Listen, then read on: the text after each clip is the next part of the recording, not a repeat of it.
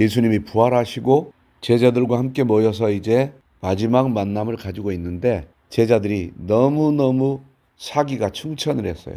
야, 이제 우리 예수님이 뭔가 하시겠다. 다시 말해서 예수께서 제자들을 데리시고 3년 동안 여기저기 돌아다니면서 복음 전하시면서 귀신도 쫓아내고 죽은 자도 살리고 병든 자 고치고 귀머거리 듣게 하고 눈먼 자 보게 하고 수없는 이적과 표적과 기사를 나타내시고 그 많은 4,000명 5,000명을 7병이요 5병이요로 다 먹이시고 뿐만 아니라 바다 위를 걸어오시고 상상할 수 없는 일을 보면서 이제 이 예수님이 이 땅의 왕이 되셔서 로마의 압제에서 벗어나게 해주시겠다라고 믿고 그렇게 따라왔는데 아니 로마 병사들에게 잡혀가지고 그렇게 허무하게 죽어버리는 거예요. 그러니까 제자들이 다 떠났단 말이에요. 떠나버렸던 제자들에게 예수님이 다시 찾아오셔가지고 고기 좀 많이 잡았냐? 오른쪽에 그물 던져라. 깊은 데로 가서 그물 던져라. 모든 방법을 통해서 제자들을 깨우쳤지만 제자들은 그 현장에서도 못 깨달아. 주님이시다. 그러니까 베드로가 뛰어나와서 물속으로 뛰어들어가지고 예수님께 와서 주님 면목이 없습니다. 그런데 물고기와 빵을 구워서 주시면서 먹어라. 염치 없어서 다 먹었어요. 그리고 이제 마지막에 모였습니다. 그런데 또 이 눈치 없는 제자들, 깨닫지 못하는 제자들, 이스라엘 나라를 회복하심이 이때니까 이게 뭐예요? 로마의 압제에서 또 벗어나게 해줄 때가 이때 아닙니까? 뭘 봤어요? 그 모든 이적과 표적과 기사를 다 보고 이분이 할 줄 알았는데 죽어버렸단 말이에요. 그런데 죽었던 분이 살아나 버리니까 이게 진짜다. 이게 진짜다. 이렇게 생각을 한 거예요. 예수님께서 이스라엘을 회복하신다는 그 말씀하신 뜻과 제자들이 생각하는 이스라엘의 회복은 방향성이 완전히 달랐어요. 예수님께서 말씀하신 이스라엘의 회복은 심판하시고 새롭게 하신다는 뜻이 이스라엘 회복이에요. 그러나 제자들이 말하는 이스라엘 회복은 지금 현재 고난 가운데 있는 압제 가운데 있는 이스라엘, 다시 말해서 그때 당시 로마의 압제로 이스라엘이 통치를 당하고 있었어요. 지배를 당하고 있었어요. 거기서 회복하실 거라고 믿었던 거예요. 이 방향성이 완전히 달라요. 3년 내내 따라다녔어도 예수님의 뜻을 몰랐다는 거예요. 하물며 교회 안에서 30년 내내 배웠어도 자기 뜻이 충만하면 도무지 모르는 거예요. 자기 주관이 충만하면 도무지 모르는 거예요. 자기의 바라는 자기의 계획, 자기의 목표, 자기의 목적과 다르면 도무지 모르는 거예요. 그래서 다른 소리를 내는 거예요. 예수님께서는 정확하게 말씀하십니다. 때와 시기는 아버지께서 자기 권한에 두셨으니 너희가 알 바 아니요. 충격적입니다.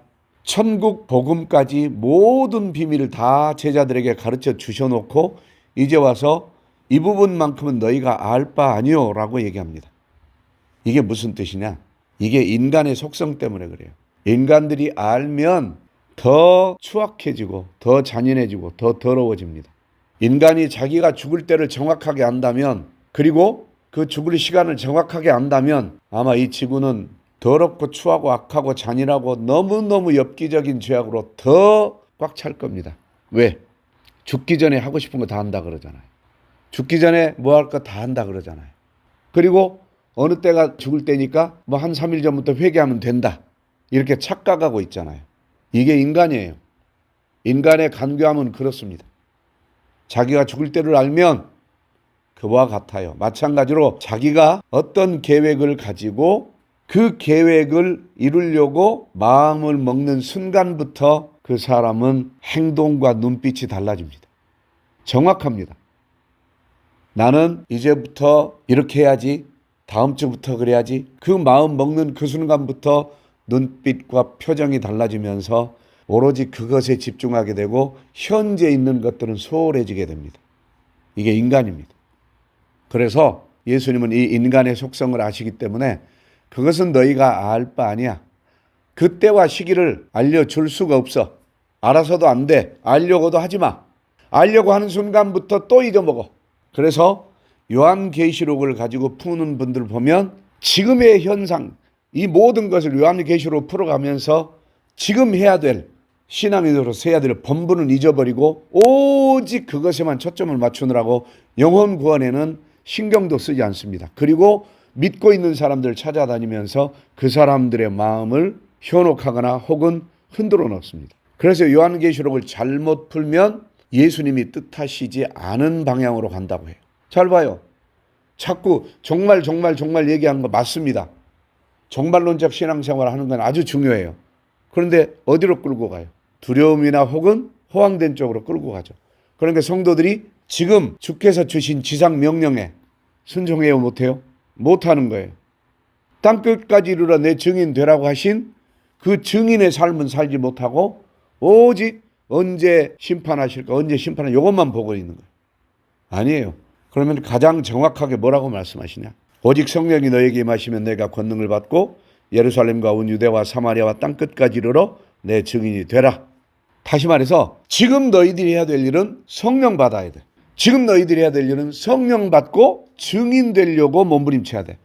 그래서 성령은 언제 오시냐? 너희들이 예수님의 증인 되려고. 다시 말해서 가는 곳곳마다 복음 전하는 그 사역을 하고 싶어서 주님 내게도 영혼 구원할 수 있는 힘을 주시옵소서, 용기를 주시옵소서, 그 말씀 주시옵소서, 그 지혜와 지식 주시옵소서 라고 엎드려서 몸부림쳐 기도할 때 그때 성령이 임하시고 그 성령이 우리를 가장 거룩한 길로 이끄시고 그 성령이 우리를 우리의 때에 맞춰서, 다시 말해서 주께서 우리에게 주신 이 땅의 생명의 그 기한에 맞춰서 우리를 천국으로 인도하셔서 주님 앞에서 우리가 하나님의 자녀인 것을 증언해 주시는 거예요. 이것이 성령 받는 거예요.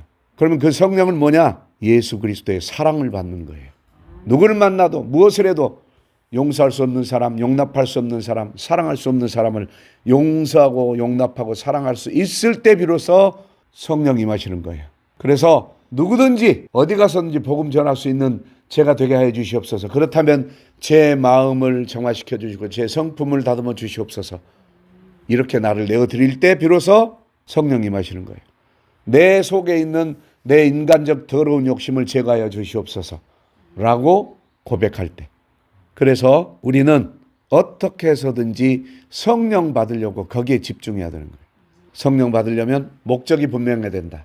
주여 주의 증인 되게 하여 주시옵소서. 할렐루야. 성령 받는 게 얼마나 쉽냐? 성령은 무엇 때문에 오셨다? 증인 만들려고 오셨다. 그래서 오직 성령이 너에게 임하시면 너희가 권능을 받고 증인 될 거야. 그러면 증인 되려면 권능을 받아야 돼. 권능을 받으려면 성령 받아야 돼. 성령을 모셔야 증인 될 수 있어.